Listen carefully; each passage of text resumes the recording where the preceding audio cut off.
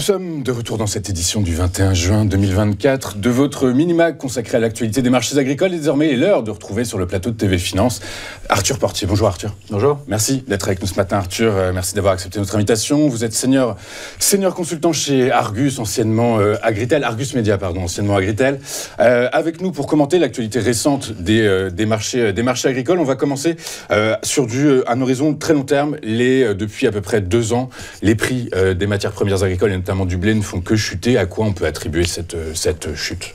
Alors c'est vrai que si on prend un horizon temporel long terme, on avait des prix des matières premières agricoles et notamment du blé qui étaient à plus de $400 la tonne en mai 2022. Il s'avère que c'était principalement lié au conflit entre l'Ukraine et la Russie où on avait un blocage des exportations notamment de la mer Noire. Et quand on connaît le poids de l'Ukraine, automatiquement ça a déréglé l'ensemble des flux sur la scène internationale. Et depuis, c'est vrai, il y a eu d'autres incertitudes qui sont arrivées, mais on a eu une baisse assez importante des cours pour désormais évoluer aux alentours des 230 € la tonne sur Euronext, tout simplement parce qu'on a une reprise des flux au départ de l'Ukraine. Il faut savoir que l'Ukraine, au début du conflit, exportait moins d'1 million de tonnes de marchandises par mois, de grains. Ils sont maintenant à plus de 7 millions de tonnes de grains mensuels. Donc ils ont retrouvé un rythme décent, voire un rythme supérieur à ce qu'il y avait avant le conflit. Donc cette reprise des flux, automatiquement, a pesé sur les marchés. C'est ajouté des récoltes relativement convenables, et notamment en Russie en 2023. Et on s'est retrouvé avec des stocks relativement importants sur la scène internationale. Ok, très clair. Donc ça, c'est à très long terme. À très court terme, vous avez dit, les prix ont été ramenés. Alors on reste sur le blé, typiquement Focus Blé. On été ramené à 250 € la tonne, 230, vous avez dit. À quoi est-ce que, du coup, par la force des choses, on peut supposer que la baisse est finie, que les prix vont peut-être éventuellement reprendre de l'épaisseur ou rester stables aux alentours de ces niveaux-là? Alors nous avons eu depuis mars 2024 une hausse des prix de l'ordre de 60 € la tonne pour désormais redescendre de l'ordre de 40 € la tonne depuis début juin et donc avoisiner les 230 € la tonne. Il s'avère qu'à l'heure actuelle, sur la scène internationale, nous avons des stocks. Or, ces stocks, nous sommes en train de les manger, tout simplement parce que vous avez des estimations de production à travers le monde, que ce soit en France, que ce soit sur l'ouest de l'Europe, que ce soit en Ukraine, avec potentiellement moins de 20 millions de tonnes, que ce soit en Russie, qui sont en train de baisser leur production de manière assez substantielle. Vous prenez le cas de la Russie, sortie hiver, très bon potentiel. La Russie était attendue aux alentours des 93 millions de tonnes de production de blé. Aujourd'hui, les analystes travaillent entre 80 et 82 millions de tonnes. Donc on a perdu grosso modo 10 millions de tonnes liées à du gel tardif, liées à du sec. Et donc ces éléments-là ont perturbé un petit peu l'équilibre des marchés. Et maintenant, les opérateurs attendent tout simplement la récolte. Et donc pour ces raisons-là, on manque de dynamique haussière à très court terme sur les marchés. C'est pour ça, alors le 12 juin dernier, c'était une semaine, l'USDA a publié son rapport de ses perspectives mondiales pour le blé et dit qu'effectivement la production va complètement baisser. Vous avez cité la Russie, effectivement c'est le cas, près de moins de 10% de production. Pareil pour l'Ukraine, la France aussi également serait impactée. Est-ce qu'il faut craindre pour la souveraineté alimentaire française?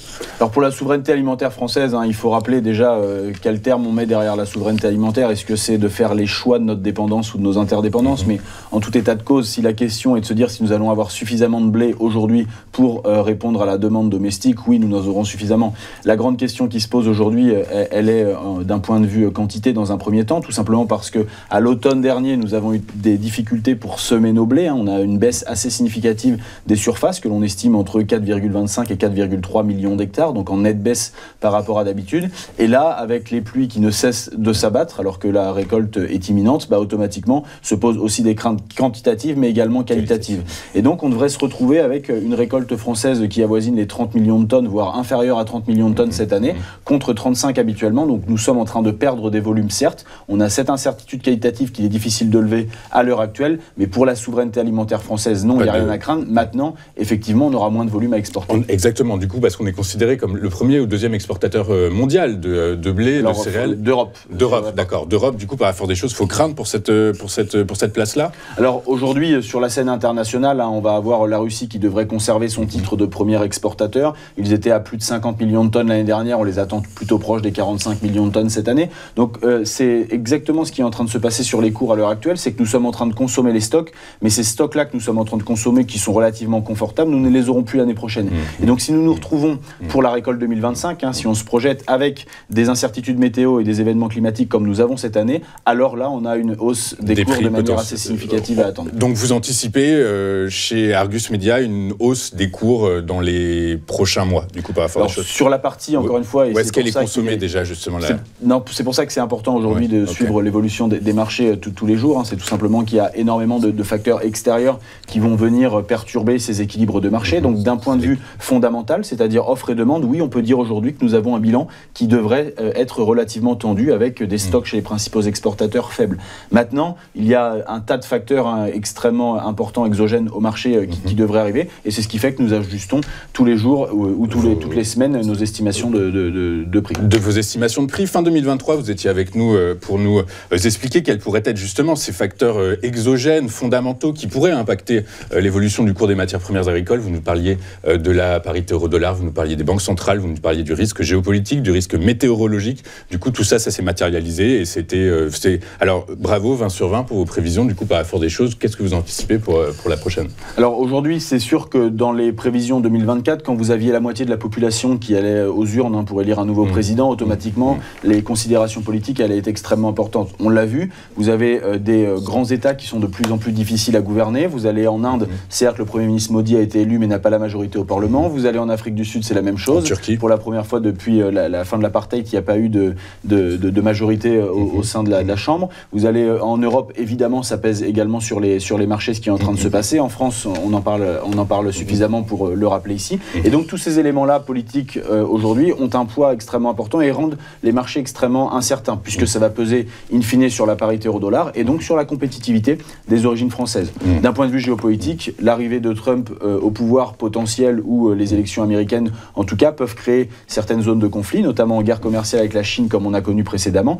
Tous ces éléments-là, avec ce qui se passe également dans le Moyen-Orient, ne manqueront pas d'apporter de la volatilité et de l'incertitude sur les marchés. Les marchés agricoles fébriles, du coup, par la force des choses, face à cette résurgence du risque politique, en fait. Ce que vous nous dites, c'est que vous ajoutez une nouvelle incertitude, en fait, à ce que vous nous présentiez déjà la dernière fois.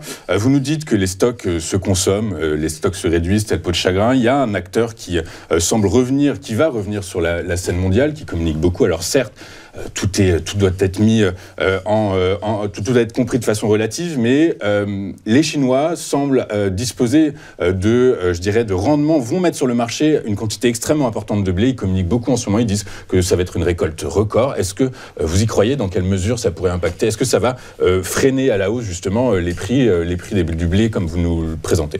Alors on regarde évidemment ce qui se passe du côté de la Chine, tout simplement parce que avant notamment la période Covid, les Chinois n'exportaient pas, mais en tout cas étaient dans les premiers producteurs et donc ils n'avaient pas besoin d'importer de manière significative. Depuis le Covid, avec ces incertitudes logistiques, ils ont un besoin d'import en céréales qui est absolument colossal. Et notamment en maïs, où on les attend sur des importations de l'ordre de 20 millions de tonnes cette année encore.